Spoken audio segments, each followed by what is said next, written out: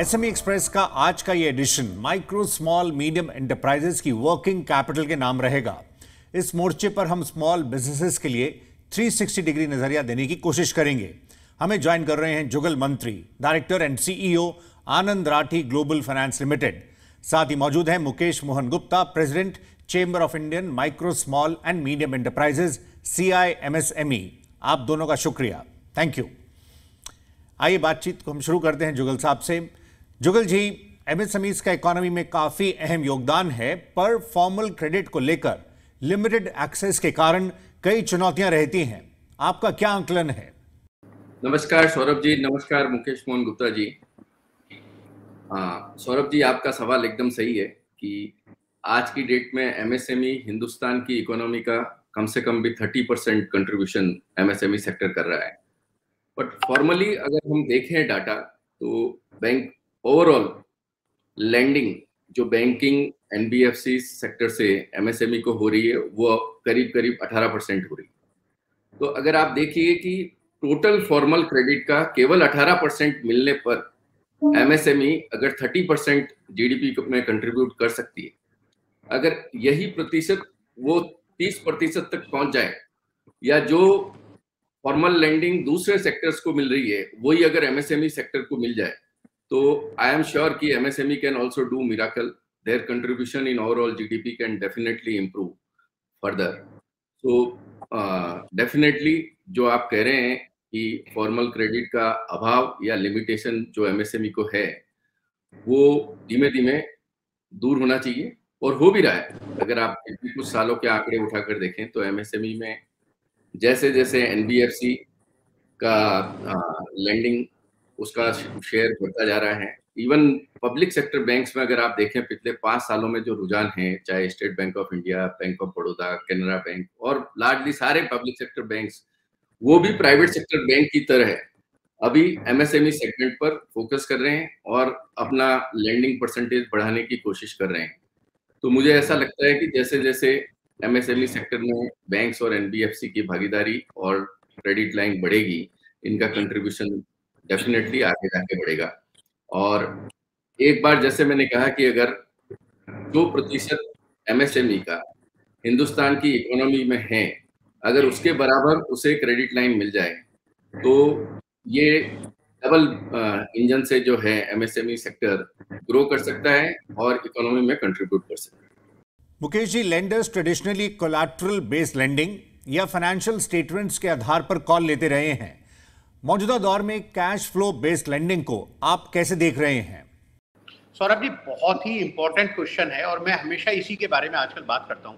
देखिए, जो हमारी वर्किंग कैपिटल फाइनेंस है और जिसकी सबसे ज़्यादा ज़रूरत है MSMEs को, वो जो ट्रेडिशनल है वो बैलेंस शीट लेंडिंग हम कहते हैं उसको। और ये जो MSMEs है, मेरा हमेशा मानना ये है कि इनको अपनी बैलेंस शीट की शायद बहुत ज़्यादा चिंता नहीं रहती, क्योंकि होता ये है प्रैक्टिकली हमने देखा है कि बैलेंस शीट से शायद इन MSMEs को अपनी प्रॉफिटेबिलिटी या अपनी और रेशोज़ का कोई बहुत ज़्यादा ध्यान नहीं रहता। वो अपने और बिजनेसेस में लगे रहते हैं और लास्ट में हमने देखा कि जब ड्यू डेट आती है बैलेंस शीट फाइल करने की, चाहे वो मिनिस्ट्री ऑफ कॉर्पोरेट अफेयर्स में हो, अगर वो कंपनी है, या वो इनकम टैक्स में हो, तब उनके जब चार्टर्ड अकाउंटेंट उनको कहते हैं कि भाई साहब लास्ट डेट है, अब आपको फटाफट अपना रिटर्न फाइल करना है, तब वो अपने अकाउंटेंट को बोलते हैं, अपने यहाँ जो उनको CFO उनको बोलते हैं भाई फाइनल करो जल्दी से, और वो जो बैलेंस शीट आती है उसमें वो साइन कर देते हैं। उस समय हमने देखा कि कई ऐसे जो बिजनेसेस हैं जहां अदरवाइज वो प्रॉफिट में है, लेकिन बुक्स में अगर कुछ प्रॉब्लम है तो वो लॉस में है। हमने देखा कि बहुत सारी रेशो जो बैंकेबल होनी चाहिए, यानी जो बैलेंस शीट है अधिकतर जो हमारी MSMEs की वो बन रही थी इनकम टैक्स के हिसाब से, और बैंक के हिसाब से शायद जो रेशोज होनी चाहिए, यानी अगर मैं एक एग्जाम्पल दूँ कि जो पैसा लगाते हैं ये MSMEs, उनमें से बहुत बड़ा पैसा लगा देते हैं अनसिक्योर्ड लोन के रूप में, यानी वो दिखा देते हैं अपनी बैलेंस शीट में कि भाई ये हमने अपने बिजनेस को या अपनी कंपनी को अनसिक्योर्ड लोन दे दिया। मैं उनसे पूछता हूँ कि भैया अपने बिजनेस को अपना कौन अनसिक्योर्ड लोन देता है, और उसकी वजह से जो उनका डेट इक्विटी रेशो है, टोटल आउटसाइड लायबिलिटीज और जो टोटल नेटवर्थ की जो रेशो है उनमें गड़बड़ हो जाती है। जब बैंक के पास जाते हैं वो कहते हैं सही है, सब कुछ ठीक है। हम देखते हैं कि कई बार 10 करोड़ का टर्नओवर है, प्रॉफिट उसने दिखाया 10 लाख रुपए, 3-4 डायरेक्टर हैं, तो हम उनसे कहते हैं कि भैया ये तो आप एक पियोन से भी कम सैलरी शायद आपको मिल रही है, ये प्रॉफिट हो रहा है। तो ये जो प्रॉब्लम थी सौरभ जी, इसका शायद जो एक सॉल्यूशन है वो है कैश फ्लो बेस्ड लेंडिंग। और बहुत सारे प्रोडक्ट आ गए हैं। पहले ये शुरू किया एनबीएफसी ने, जैसे उन्होंने कहा कि आज के दिन में मुझे ऐसे लगता है कि भैया कोई बैलेंस शीट लेने की जरूरत नहीं है इन एमएसएमई से, क्योंकि सारा डेटा तो आपके पास है।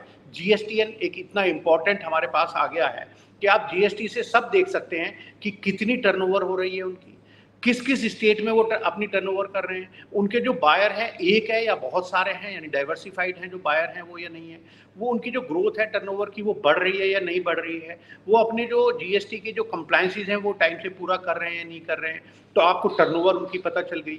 कुछ बहुत सारी एनबीएफसीज ने शुरू किया कि भाई हम जीएसटी बेच देंगे। इसके अलावा जो क्रेडिट ब्यूरो हैं वहां से हम देख सकते हैं हम कि भाई इनका जो पास्ट ट्रैक रिकॉर्ड है उसके लिए कोई और ड्यू डिलिजेंस करने की जरूरत नहीं है कि हम उनके बैंक स्टेटमेंट मांगे, कुछ और डिटेल लें, वहां जो क्रेडिट ब्यूरो है वहां से पता चल जाएगा। तो ये जो कैश फ्लो बेस्ड लेंडिंग है, मैं समझता हूं आने वाले समय में, और इसके कुछ खास 3 तरीके जो आजकल चल रहे हैं, एक तो है जो जीएसटी बेस्ड है, एक है कि एवरेज बैंक बैलेंस आपका कितना है उसके बेस पर, और कुछ एनबीएफसी ने शुरू कर दिया है सौरभ जी की वो कहते हैं कि भैया आपकी बैलेंस शीट का जो प्रॉफिट है ना हमें उससे मतलब नहीं है। उन्होंने डिफरेंट सेक्टर्स की एक नेट प्रॉफिट का एक उन्होंने रेशो डिफाइन कर लिया है, यानी उन्होंने कहा कि भाई अगर आप गारमेंट में है तो आपका प्रॉफिट हम मान लेते हैं 3% है, आप फर्नीचर में है तो हम मान लेते हैं आपका परसेंटेज 4। तो इस तरह से वो देखते हैं कि जीएसटी के डाटा से टर्नओवर और अपना प्रॉफिट मार्जिन ले लिया और उसके बेस पर वो उनको फंडिंग आराम से कर देते हैं। आने वाला समय ये कैश फ्लो बेस्ड लेंडिंग का ही होने वाला है। सौरभ जी, जुगल जी, लेंडर्स के एमएसएमईज की बुक्स को लेकर कंसर्न्स रहते थे, पर अभी जैसे मुकेश जी ने कैश फ्लो बेस्ड लेंडिंग पर बात रखी है, आप मानते हैं ये जो डेटा जनरेट हो रहा है इससे क्रेडिट वर्दीनेस की समीक्षा करना, एक प्रपोजल पर कॉल लेना काफी फास्ट हो गया है? आज के समय में एनबीएफसी और मैं अगर आनंद राठी ग्लोबल की बात करता हूं तो हमने ये प्रक्रिया पिछले कुछ सालों से ऑलरेडी शुरू कर चुके। हमें पता है कि जिसके पास में फॉर्मल बैलेंस शीट है और रिक्विजिट रिकॉर्ड्स है वो एमएसएमई बोरोवर एनबीएफसी के पास नहीं आएगा। उनको लैंड करने के लिए सारी बैंक्स लाइन लगाकर खड़ी हुई है, परंतु ये जरूरी है कि बहुत सारी एमएसएमई, जैसे मुकेश जी ने बताया कि एमएसएमई को बैलेंस शीट मैनेज करने के लिए फाइनेंशियल लिटरेसी, फाइनेंशियल डिसिप्लिन, इन सब की कमी के कारण वो लास्ट मोमेंट पर आनंद फानंद में अपनी बैलेंस शीट बनाते हैं, जो कि कई मायने में कई रेशियो पर खरी नहीं उतरती है कि जिसके सामने उनको लैंड किया जा सके। तो इसीलिए हमारे जैसे कई एनबीएफसी ने और हमने मोर पर्टिकुलरली कुछ प्रोग्राम जो है इसी को ध्यान में रखते हुए बनाए हैं, जैसे एलआईपी लिक्विड इनकम प्रोग्राम, जहां पे हम चार्टर्ड अकाउंटेंट सीए फर्म को और इन हाउस हमारे सीपीए को अपॉइंट करते हैं, जो जाके जब भी कोई एमएसएमई बोरोवर हमें अप्रोच करता है तो वो वहां पे डेली कैश फ्लो के हिसाब से और या डेली क्या सेल्स हो रही है उसके हिसाब से प्रोजेक्टेड सेल्स कंप्यूट करता है, और उसके हिसाब से जैसे उन्होंने बताया कि स्टैंडर्ड प्रॉफिटेबिलिटी हर इंडस्ट्री वाइज और सेक्टर वाइज क्या होती है, वो प्रॉफिटेबिलिटी एसेस करके एक पैरेलल बुक्स ऑफ अकाउंट्स बनाई जाती है और उसके हिसाब से एलिजिबिलिटी वर्कआउट करके एमएसएमई को हम लेंडिंग करते हैं। क्रेडिट स्कोर और एलटीवी, ये दोनों भी सेक्टर्स में हम काफी कंसेशन देते हैं, जहां पर हमें समझ में आता है कि लिक्विड इनकम प्रोग्राम या जीएसटी के रिकॉर्ड्स जो है उस व्यवसाय के बारे में या व्यवसायी के बारे में अच्छी इंफॉर्मेशन दे रहा है और जिसके बेसिस पे लोन अमाउंट बराबर वर्कआउट किया जा सकता है या उसे बढ़ाया जा सकता है। जुगल जी, आप मौजूदा माहौल में एमएसएमईज की वर्किंग कैपिटल रिक्वायरमेंट्स पर क्या नजरिया रखते हैं? जैसे अभी क्रिसिल रिपोर्ट में यूएस यूरोप के कारण हेडविंड्स की बात कही गई है, a fifth of the MSME by value इनकी वर्किंग कैपिटल रिक्वायरमेंट में इस फिस्कल में इजाफा हो सकता है प्री पैंडेमिक लेवल्स की तुलना में, आपकी राय? देखिए, एमएसएमई अगर आप देखा जाए तो जिस तरीके से हिंदुस्तान की इकोनॉमी 8% बढ़ रही है और अगर इन्फ्लेशन 5-5.5% तो 13.5% ग्रोथ लेवल पे वैसे भी इकोनॉमी में हो रही है। और MSME being part of Indian economy 13 से 15% ग्रोथ जो है एमएसएमई के लिए वैसे भी गिवन है। तो कहीं पे भी अगर 15% इकोनॉमी ग्रोथ लेवल पे अगर ग्रो करती है और एमएसएमई अगर 15% से बढ़ रही है तो डेफिनेटली उनकी भी वर्किंग कैपिटल रिक्वायरमेंट भी बढ़ेगी। अगर जो इंटरनेशनली अगर वेस्टर्न वर्ल्ड में जो हेडविंड्स है वहां पे स्लो डाउन आता है तो एमएसएमई सेक्टर के लिए वर्किंग कैपिटल की रिक्वायरमेंट बढ़ेगी। और जहां पे हमें ऐसा लगता है कि एमएसएमई एक्सपोर्ट कर रही है, उनके एक्सपोर्ट डाटा क्लियरली शो कर रहे हैं कि बिल ऑफ एक्सचेंज रेज हुआ है, एक्सपोर्ट हुआ है, वहां पे हम बिल्कुल तैयार हैं उनको एडिशनल वर्किंग कैपिटल लिमिट देने के लिए। उनके रिसीवेबल का टाइम फ्रेम हमें पता है कि उस समय में बढ़ जाएगा, तो उसके लिए जो भी उनकी इंक्रीमेंटल रिक्वायरमेंट आएगी उसको एड्रेस करने के लिए हम तैयार हैं। अगर आप देखे जाए तो कोविड के टाइम पे वैसे भी गवर्नमेंट ने ECLGS स्कीम लॉन्च की थी, जहां पे जिन MSME का ट्रैक रिकॉर्ड अच्छा था वहां पे 20% एडिशनल फैसिलिटी दी। और आज की डेट में अगर उन सभी अकाउंट का ट्रैक रिकॉर्ड मैं जब देखता हूं तो मुझे बहुत सेटिस्फेक्शन होता है कि जो एडिशनल फैसिलिटी हमने ECLGS के दौरान MSME को मुहैया कराई थी, वो सारे लार्जली वो अकाउंट, इनफैक्ट उनका ट्रैक रिकॉर्ड ज्यादा बेहतर है। मुकेश जी, डिले इन पेमेंट्स पर आपने काफी काम किया है। ये एक बड़ा कंसर्न एरिया रहा है MSMEs के लिए। As per a report, ₹10.7 lakh crore is locked up in delayed payments. Budget में MSMEs की पेमेंट को सेक्शन 43B के एम्बिट में लाया गया। डिडक्शन तभी अलाउ की जाएंगी जब एक्चुअली पे किया जाएगा। यह बड़ा मूव रहा है, इसका कैसा असर आप देख रहे हैं? ये जो आपने बताया, जो गेम की एक रिपोर्ट है जिसमें 10.7 लाख करोड़ का जो बताया कि जो पेमेंट है वो स्टक अप है इन माइक्रो स्मॉल मीडियम एंटरप्राइजेस के लिए, मुझे लगता है कि शायद सरकार भी पूरी तरह से जानकार है इस बारे में। और जो ये नया प्रोविजन आया है बजट में, इसमें देखिए इसको एक तरह से डिलेड पेमेंट को MSMEs के, और डिलेड पेमेंट भी वो सौरभ जी की अगर 45 डेज से ज़्यादा का पेमेंट हो गया तब उसके लिए जो micro small and medium enterprise development act 2006 में प्रोविजन है, तो अब कह दिया कि इनको they have kept it at par with statutory liability. जैसे स्टेचुटरी लायबिलिटी का था कि भाई अगर आप बैलेंस शीट या इनकम टैक्स रिटर्न फाइनल या फाइल करने से पहले अगर वो पेमेंट नहीं करते हैं, तब वो आपकी जो एक्सपेंसेस है वो डिसअलाउ हो जाएगा। ये बहुत बड़ी एक मदद की है MSMEs के लिए। एक और बहुत इंपॉर्टेंट नोटिफिकेशन अभी सरकार ने इशू किया है कि एक विवाद से विश्वास सेकंड स्कीम सरकार लेकर आई है। वहाँ उन्होंने कहा है कि देखिए बहुत सारे केसेस ऐसे होते हैं जो micro small medium enterprise facilitation जो सेंटर हैं MSCFCs, वहाँ पर भी कई बार होता है कि कॉन्सिलेशन होता है। अगर कॉन्सिलेशन फेल हो जाता है तो आर्बिट्रेशन का सिस्टम होता है, आर्बिट्रेशन का अवार्ड आ जाता है। उसके बाद भी ये बेचारे जो माइक्रो स्मॉल एंटरप्राइजेज है दर दर भटकते रहते हैं, क्योंकि वो फिर जो उनका जो इम्प्लीमेंटेशन है, जो एग्जीक्यूशन है उस अवार्ड का, उसके लिए फिर उनको कोर्ट के दरवाजे खटखटाने होते हैं, क्योंकि आर्बिट्रेशन को फिर एग्जीक्यूट भी कराना होता है जो अवार्ड है उसका। अब ये जो विवाद से विश्वास सेकंड स्कीम है, उसमें सरकार ने कहा है कि भाई अगर आपके फेवर में कोई अवार्ड है या कोई कोर्ट का कोई भी डिसीजन है तो आप बताइए, हम ये जो विवाद है इसको खत्म करते हैं। उन्होंने कुछ परसेंटेज फिक्स की है, 85%, 65%, और साथ में ब्याज भी देने की घोषणा की है। मैं समझता हूँ जो कदम उठाए गए हैं सरकार की तरफ से, वो कुछ काम तो कर रहे हैं, पर अभी शायद और बाकी कुछ करने की भी जरूरत है। यहाँ पर हम शायद जो लार्ज कॉर्पोरेट हैं या जो गवर्नमेंट डिपार्टमेंट है उनसे शायद ये अर्ज करना चाहेंगे कि देखिए ये जो माइक्रो स्मॉल मीडियम एंटरप्राइजेज हैं, ये क्यों बार बार बैंक की तरफ या NBFCs की तरफ जाते हैं, क्यों इनकी वर्किंग कैपिटल की रिक्वायरमेंट हमेशा बढ़ती रहती है। उसका एक ये सबसे बड़ा कारण है सौरभ जी कि उनका जो पैसा है बेचारा अपना, वो डेटर से रियलाइज नहीं हो पाता। जब डेटर से आता नहीं है, 90 दिन से ज्यादा हो जाते हैं, तो बैंक कहता है भैया मैं ये अपनी ड्राइंग पावर से भी हटा देता हूं, तो दोहरी मार पड़ती है। अगर मैं समझता हूं कि उनका पैसा डेटर से समय से मिलता रहे तो शायद इन MSMEs को बार बार बैंक्स में, NBFCs में धक्के नहीं खाने पड़ेंगे। डिलेड पेमेंट्स के बाद जुगल जी, आप हमें बता सकें आर्टिफिशियल इंटेलिजेंस को कैसे लीवरेज किया जा रहा है रिस्क असेसमेंट की प्रक्रिया को एनहांस करने के लिए? चाहे लैंडिंग के लिए हो या कोई भी दूसरे तरीके से, अगर effectively if you want to compress your turn around time, your response time to MSME, artificial intelligence को कई मायने में कई जगह पे हम लोग यूज कर रहे हैं। AI को हमने हमारे जो भी लैंडिंग मैकेनिज्म, क्रेडिट प्रोसेस, उसमें क्रेडिट वर्थिनेस को असेस करने के लिए क्लाइंट्स की, वहां पे हम देख रहे हैं कि AI का यूज किया जा रहा है। क्लाइंट की क्रेडिट स्कोरिंग के अलावा FCU चेक और दूसरे उसके बिहेवियर और प्रैक्टिसेस जो फॉलो कर रहा है, उसका हमारे को कंपटीशन, उसके वेंडर्स और क्लाइंट्स से एक इनडायरेक्ट मैकेनिज्म हमने डेवलप किया है, जहां पे पीयर ग्रुप से हमको फीडबैक मिलता है।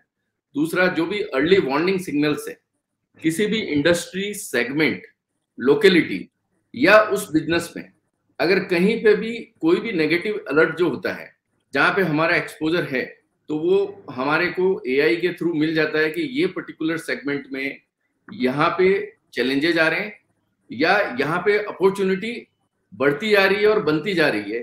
तो ये भी हमें आज की डेट में समझ में आता है कि कौन से सेगमेंट, कौन से इंडस्ट्री, कौन से बिजनेस ग्रुप्स को फायदा हो रहा है या कहीं पर चैलेंजेस आ रहे हैं। वो सारी ट्रैकिंग भी एआई के रूप में हम लोग कर पा रहे हैं। इसके अलावा जहां पर एग्जिस्टिंग एमएसएमई रिलेशनशिप हमारी चल रही है, वहां पे अगर हमें लगता है कि कुछ unsecured loan, business loan, personal loan extend करना है, तो वहां पर हम डाटा और डाटा से रिलेटेड एनालिसिस एआई के रूप में कर रहे हैं उन सारे बिजनेस के लिए जहां पे एडिशनल रिक्वायरमेंट आती है। और कई जगह अभी तो हमने सुयोमोटो, हमारे पास में ऐसा लग रहा है कि इस पर्टिकुलर बिजनेस या इस सेगमेंट में ग्रोथ अपॉर्चुनिटीज अच्छी आ रही है या बिजनेस में ट्रैक्शन अच्छा है, वहां पे हम एडिशनल टॉपअप क्लाइंट के ट्रैक रिकॉर्ड को देखते हुए उन्हें मुहैया करा रहे हैं, जिससे उनको एडिशनल वर्किंग कैपिटल के लिए वो हमारे पास आए, इसकी जगह हम उनके पास जाकर उनको कहते हैं कि आपका जो ट्रैक रिकॉर्ड है, आपकी बिजनेस की जो परफॉर्मेंस है और डाटा हमें ये सजेस्ट कर रहा है कि हम आपके एग्जिस्टिंग लाइन ऑफ क्रेडिट पे 20%, 25%, 30% एडिशनल लोन दे सकते हैं। फिलहाल वक्त ब्रेक का है। आप देख रहे हैं एसएमई एक्सप्रेस। हम जल्द हाजिर होते हैं।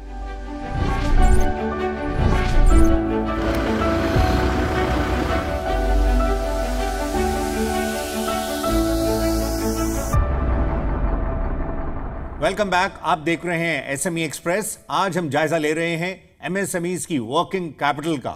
आइए चर्चा को आगे बढ़ाते हैं।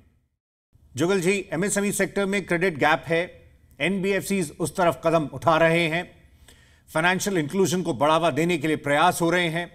आप एसएमईज को यह बता सकें कि आप एक प्रस्ताव में आखिर क्या देखते हैं, क्योंकि एनबीएफसीज के लेंडिंग मॉडल्स फ्लेक्सिबल रहते हैं। ये देखा जाए कि अगर आप ट्रेडिशनल बैंक्स में जाएंगे, 3 चीजें बहुत जरूरी होती है किसी भी बोरोवर को अपने वर्किंग कैपिटल अवेल करने के लिए या कोई भी लोन फैसिलिटी बैंक से या एनबीएफसी से अवेल करने के लिए।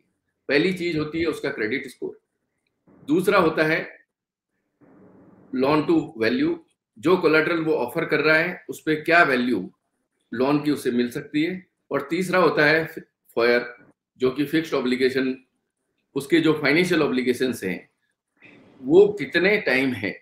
हम एज ए एनबीएफसी सबसे पहले ये देखते हैं कि अगर किसी भी प्रोस्पेक्टिव बोरोवर का या एग्जिस्टिंग बोरोवर का क्रेडिट स्कोर 750 से कम, इवन अगर 700 तक आता है या 680 तक भी आ रहा है, हम ये देखने की कोशिश कर रहे हैं कि क्या कोई रैशनल रीजन है या कोई वन ऑफ इंसिडेंस है which has pulled down this credit score for the borrower. अगर वो है तो उस केस में हम कंसेशन देते हैं कि इवन अगर 660 के ऊपर भी अगर क्रेडिट स्कोर है या सीएमआर रेटिंग इवन 4 से 6 के बीच में है, बट वो जस्टिफाइबल रीजन के कारण है और जिसके कारण ये रेटिंग पिछले कुछ महीने में पिछड़ गई है और वो रीजन्स एड्रेस किए जा चुके हैं और क्लाइंट जो है सिबिल में वो रिफ्लेक्ट नहीं कर रहे, परंतु हम उसको कंसीडर कर सकते हैं। सिमिलरली हम ये देखते हैं कि जब लोन टू वैल्यू जो स्टैंडर्ड नॉर्म्स है मार्केट के अंदर की 50 से 60-65% तक प्रॉपर्टी का बैंक्स और एनबीएफसी लोन देती है, अगर हमें लगता है कि जहां पे क्रेडिट स्कोर और फॉयर कंफर्टेबल है, हम डेफिनेटली ये सोचते हैं कि क्या हम 5 से 10% ज्यादा एलटीवी बोरोवर को दे सकते हैं। हम लोग प्रैक्टिकल होके क्लाइंट के साथ में बैठ के हमारी क्रेडिट टीम अगर कहीं पे भी रेशियो में ये गुंजाइश है कि ये रेशियो एक्चुअल में बेटर है परंतु पेपर पे बराबर रिफ्लेक्ट नहीं कर रहा है, तो उसमें हम क्लाइंट की सुनते हैं और हमारा असेसमेंट बनाकर उसके हिसाब से लेंडिंग लिमिट पर अराइव करते हैं। मुकेश जी, आरबीआई ने जिस तरह से ट्रेड्स के स्कोप का विस्तार किया है, फिलहाल इसमें 3 पार्टिसिपेंट्स हैं, एमएसएमईज, बायर्स और फाइनेंसर्स। अब इंश्योरेंस कंपनीज बतौर चौथे पार्टिसिपेंट्स होंगी। आप मानते हैं इससे एमएसएमईज को वर्किंग कैपिटल को लेकर अतिरिक्त सपोर्ट मिलेगा? अब जो 4th पिलर आ गया है यहाँ पर इस ट्रेड प्लेटफॉर्म पर रिसेंटली, जैसे आपने कहा कि अभी ये अलाउ कर दिया गया है, तो अब जब वो इंश्योरेंस हो जाएगा तो मैं समझता हूँ जो लेंडर्स हैं अगर उनका पैसा इंश्योर्ड होगा कि भाई ये पैसा मिलेगा, अगर वहाँ से नहीं मिला तो ये इंश्योरेंस कंपनी देने के लिए तैयार है। तो मैं समझता हूँ कि इससे 2-3 फायदे होंगे। एक तो ये होगा कि जो बिल्स हैं वो जल्दी से डिस्काउंट होंगे, जो भी एमएसएमईज हैं। रेट ऑफ इंटरेस्ट भी उनको कुछ कम मिल सकता है इसको, क्योंकि अगर इंश्योरेंस होगा। बस इसमें हमें देखना ये होगा खास बात कि ये जो इंश्योरेंस का जो प्रीमियम है उसकी जो कॉस्ट है वो कितनी आती है, क्योंकि शायद ये प्रीमियम कुछ मैं समझता हूँ कि बहुत कम भी नहीं होना चाहिए और थोड़ा हो सकता है कि कुछ ऐसा हो जिसको जो लेंडर्स हैं इनको एमएसएमईज के ऊपर डाल दें। यानी जो एमएसएमई है उसको अगर ये प्रीमियम का पेमेंट करना पड़ा तो शायद ये देखना पड़ेगा हमें, और सरकार से हमारा ये अनुरोध भी रहेगा और जो बैंकर्स हैं उनसे भी कि भाई देखिए आप डिस्काउंट तो कीजिए हमारे बिल, लेकिन ये जो इंश्योरेंस का जो प्रीमियम है इसको जरा कुछ जितना कम रखा जाए, क्योंकि जो कॉस्टिंग है वो एमएसएमईज के लिए वैसे ही पहले ही ज़्यादा होती है as compared to large corporate. तो ये इंश्योरेंस का मैं कहता हूँ बहुत अच्छा कदम है, बट इसमें प्रीमियम का भी जो है, जो एमएसएमईज के ऊपर जो लोड होगा उसके बारे में थोड़ा ध्यान रखने की जरूरत है। जुगल जी, चलते चलते आप एमएसएमई बैड लोन्स पर अपनी राय दे सकें। देखिए, एमएसएमई बैड लोन्स जो है, दो चीजें हैं।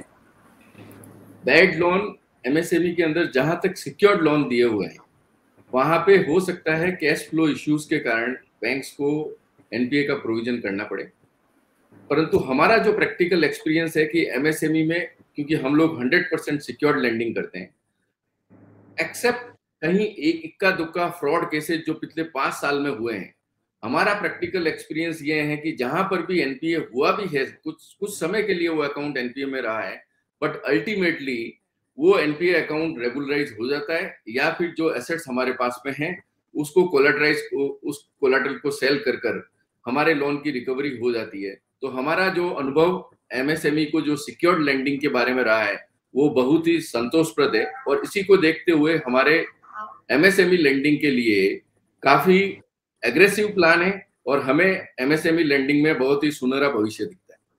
तो एसएमई एक्सप्रेस के आज के सेशन में इतना ही। पार्टिसिपेट करने के लिए जुगल मंत्री, director and CEO Anand Rathi global finance limited, और Mukesh Mohan Gupta ji, president CI MSME, आप दोनों का शुक्रिया, थैंक यू। अगले एडिशन में मुलाकात होगी एक नई थीम के साथ। फिलहाल नमस्कार।